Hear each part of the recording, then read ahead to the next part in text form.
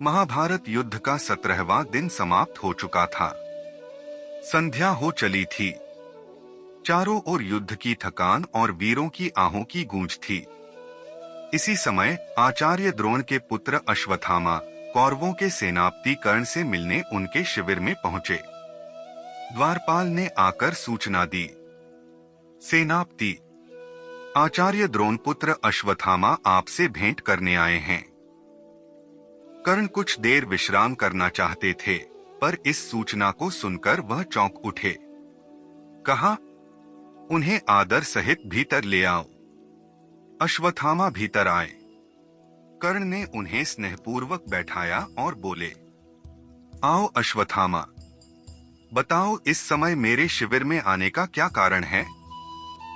अश्वत्थामा ने प्रणाम कर कहा, हे सेनापति, आज मेरे मन में एक शंका उठी है, जिसके समाधान हेतु आपके पास चला आया हूँ।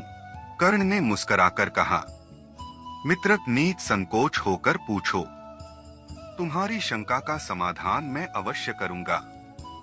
अश्वत्थामा बोले, आज युद्ध भूमि में आपका पराक्रम अद्वितीय था। पांडवों की सेना में हाहाकार मच गया। आपने भीम, नकुल और सहदेव तक को पराजित किया, परंतु फिर भी उन्हें जीवित छोड़ दिया।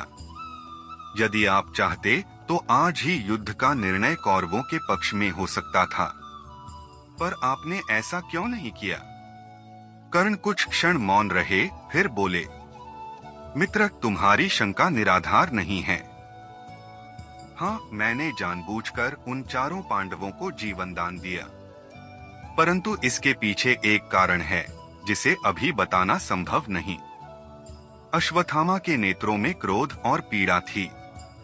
उन्होंने कहा, हे कर्ण, मेरे पिता द्रोणाचार्य और पितामह भीष्म ने पांडवों को अभय दिया था, यह तो समझ आता है, लेकिन आपसे यह आशा नहीं थी।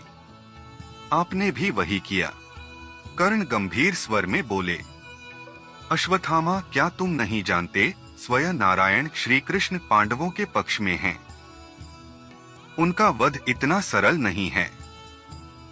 और हाँ, मैंने आज चारों को हराया, पर मारना नहीं चाहा।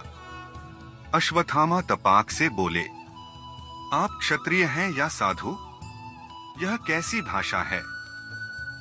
आपकी निष्ठा तो दुर्योधन के प्रति होनी चाहिए। आज आप युद्ध को समाप्त कर सकते थे, पर आपने ऐसा नहीं किया। इतिहास आपसे यह प्रश्न करता रहेगा। और यदि दुर्योधन की हार हुई, तो उसका एक कारण आप भी होंगे।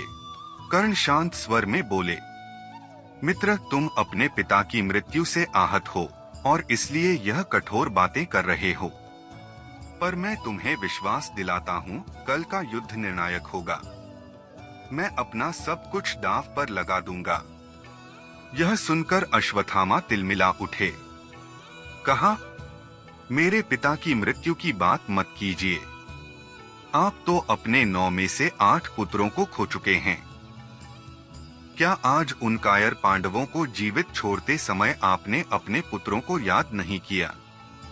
आप उन्हें छोड़ सकते हैं, पर मैं अपने पिता के हत्यारों को नहीं छोड़ूंगा, और पहला अवसर मिलते ही उन्हें मृत्यु का वरण कराऊंगा। इसके बाद अश्वत्थामा उठे और बोले, अब मैं चलता हूँ अंगराज। प्रणिपात। मैंने देखा है, दूत आपके शिविर में प्रवेश कर रहे हैं। शायद कल का युद्ध वास्तव में निर्णायक होगा। और वे वहां से चले गए। अगले दिन महाभारत का 17वां दिन। अर्जुन और कर्ण आमने सामने थे। दिग्गजों का युद्ध हुआ और अंततः कर्ण अर्जुन के हाथों वीरगति को प्राप्त हुए। पर जाते जाते वे एक प्रश्न छोड़ गए। जब कर्ण की निष्ठा दुर्योधन के प्रति थी, तो उन्होंने कुंती से यह वचन क्यों दिया था कि वह अर्जुन को छोड़ बाकी चारों पांडवों को जीवनदान देंगे? क्या यही वचन दुर्योधन के लिए अभिशाप बन गया? तो दोस्तों, यह था कर्ण और अश्वत्थामा के बीच का अंतिम संवाद। आपको यह प्रसंग कैसा लगा? कृपया अपनी राय नीचे कमेंट में जरूर दें।